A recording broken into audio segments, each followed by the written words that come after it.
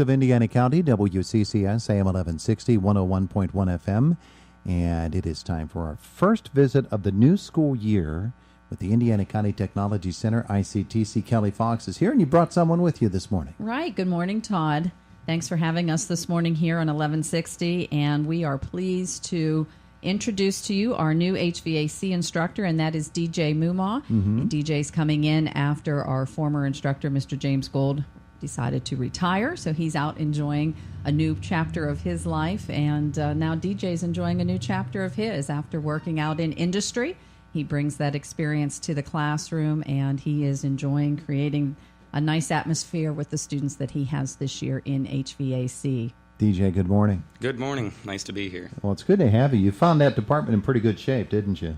Oh, I definitely did. I was very impressed with the school and the room that I had in there and all the equipment that was put in there. Mr. Gold did a really good job with that. So you come into this job having performed in the field for how long? I mean, that's you're a pro. About 15 years is what I had in it full time, but I grew up in this business. My grandpa had a business. He started back in the 80s, and since I was knee-high, I'd been going on jobs and service calls with my dad and everything else. Yeah, so. Dad didn't make you crawl through the ductwork at all, did he? No, not ductwork, but maybe crawl spaces. It is an amazing field, and there's so much call for it. And the work never stops in that field, does it? No, it definitely doesn't. That's one reason that I took this job was that anytime you'd walk into a supply house, I was one of the youngest people in there. Mm-hmm. And this summer, I had talked to Mr. McCracken, who is our co-op guy up at ICTC, and he had alerted me that he had over 6 different companies call in looking for employees, and we didn't have enough students to send. Wow. So that's an educational process that folks go through. Now tell me about the program itself at ICTC. Well, the program itself, we start out, you run 3 different levels in that program, and we go anything from basic electric to soldering and brazing copper, sheet metal work to actually installing furnaces and air conditioners in the room itself. We have, I think there's 8 or 9 different working machines in that room right now. Mm-hmm. And the technology changes so quickly. Oh, it definitely does. You got to keep up with that, don't you? Oh, yeah, it definitely does. There's always something new with HVAC. Yeah. Whether it be now all of a sudden your compressors are variable speed instead of single speed. A lot of you probably don't know what that means, but come up and I can show you and teach you what that means. Okay. I think it's an adult ed course. He's trolling for business there, isn't he? Yes, he is. Yeah, wonderful. And the number of students in the program right now? Right now, I think I have 22 is what I have in there. And you got companies lining up for them already. That's right. Yep, that's right. Well, terrific. What's it been like for you as a teacher? Is it something that you had an ambition for in the past? It's definitely a change from what I came from, but I've enjoyed it. The kids are all great.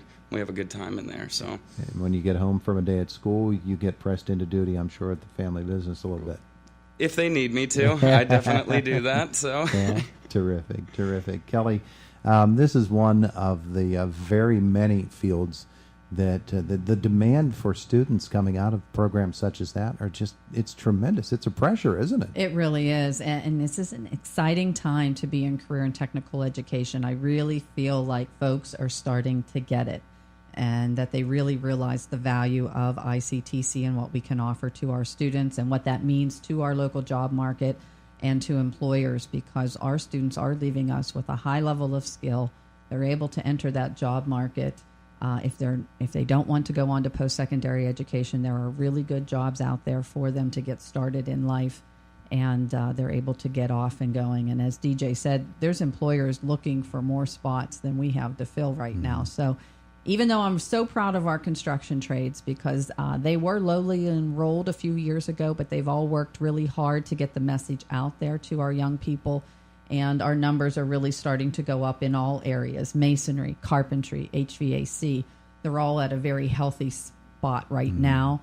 And that's exciting, too, because that means we have more bodies to train, more bodies to get the skills, and then, therefore, we'll be able to say to employers, we have these students to choose from when you're looking to fill your jobs. One of the interesting things about it is, and this applies to all of the vocational field and really any field, is just because you train and you are certified and you go out into the work field and you start making a living, and maybe a very, very nice living, doesn't mean the education process has to end. Oh, absolutely not. And many employers promote that. They will pay for that further education if that's something that they need for their own company growth. And so that's a great way for our students to go, too. So, by no means are we saying don't go to post-secondary, because we promote that just as much as we promote going to work. Both of those we consider successes for our graduates. And we have about half that choose to go to post-secondary directly and about half that go directly to work. So we feel like we're in a really good spot because we have positions for both. Yeah, absolutely. DJ, in the HVAC field, we mentioned that technology always changes, which means the need to educate people in that technology changes. Tell me a little bit about educational opportunities in the HVAC field. Well, there's always post-secondary schools. ITT Tech is one that's around this area that does a really nice HVAC program. But I know that suppliers around and companies such as, Carrier, Train, Lennox, all that, they put courses out for their dealers. And they're able to go to those courses to get all the new information that's being brought to the field, different equipment and that kind of stuff. And we have some of those people come in and actually speak in our classrooms to alert our students on new stuff, alert me on new stuff. Yeah, and that's an important thing, too, as well. Education just doesn't mean a college, a university education. Education, in this case, is education within the field, where you are trained by the companies that make the equipment. You're always going to learn something new in the field every day. Yeah. It's a never-ending process of learning new things. You're always going to see something that you'd never seen before. Yeah. Yeah, especially I can show you all the furnaces that I have up there, but I'll guarantee you that somebody has a 60-year-old one that you've never looked at. But hopefully you have the knowledge to be able to go in when you transferable skills. Correct. Yes, exactly. When you get your hands on one of those old ones and you say, okay, if I can find parts for this, I might be able to do something with it. That's a step back in time that's probably fun. Oh, it definitely is. Yeah, being able to see the improvements that have been made over the years from what they started with and everything is definitely interesting. Yeah. And that phrase, lifelong learning, is somewhat trite, but as soon as you embrace that, oh, definitely. Yeah. I think it allows you to grow as an individual. Sure. Because no matter how educated you are or how experienced you are, there will be a situation that comes along that you just have to pull from your experiences, pull from your knowledge, and try to solve the current problem. And that's part of lifelong learning. It's just going to keep you moving forward and keep you moving through different situations that come across your path. Absolutely. And never be too proud to use your resources. Absolutely, yes. That's exactly why they're there. Network. That's right. Yeah. If you don't know, somebody around you hopefully does. Yeah. And you can just give them a call. There you go. So the academic year is underway at ICTC. What's going on there? Besides HVAC has a brand new leader. Well, yeah, HVAC is good. And then we're also out in our sending schools attending their open house events. I was just out at Marion Center last night. They had a good turnout and heard about the safety measures that they are putting in place with their staff and students out there at Marion Center. And that was a great place to be. And we had a nice showing with folks interested in the ICTC. So we are out in every sending district sharing information about career and technical education at ICTC. So we're always networking with our sending schools, building those relationships so that we're a friendly place. And when folks want to check us out, they know where to come. We're also often moving in all of the other 12 areas at ICTC. So our restaurant is up and running. And so you might want to check out ICTC Culinary Arts Program. We also have, of course, our cosmetology program, and appointments can be made there for our students to have some skills practicing with hair cutting and nails.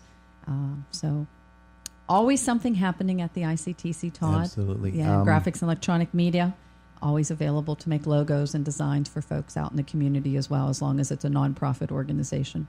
You mentioned security at Marion Center because you were there last night. I'm sure security is very tight at ICTC as a public institution as well. It is. We are a public school as well, and we did just put in a new entry system in our own lobby area there, and so our folks at the front desk can see people better as they're presenting themselves for entry.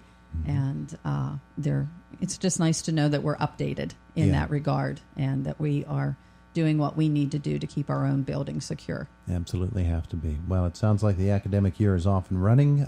Events will be coming up as this year goes along, and I'm sure you'll be updating us on all of them. Yeah, this year, we know actually every year you have some changes to start out the year, and you expect that, and that's exciting because that means growth. But this year, for some reason, we have had a tremendous amount of change at our school. You know, I've been there a while, and I can just tell you we have not had this much change since the mid-'90s, and we didn't even have this much change at that time. So it's an exciting place to be. Sure. We have new leadership, and some folks have taken on new roles, and that's opened up openings for other people to come in. And I think we're building a great team at the ICTC, and it's like I said, it's the best time to be in career and technical education right now. Yeah, and of course the news coming last month about the grant that's going to help with the Challenger Center, and that's very exciting news. Yeah, that's going to be a future too. interview with you, because that is some exciting stuff coming down the pike, and when that all comes to the point where we want to report that out, we'll be able to share that with you right here in the morning. There you go. Thank you both for coming in. All right, Thank Todd, you. thanks for having us. It is Indiana in the Morning, AM 1160, 101.1 FM.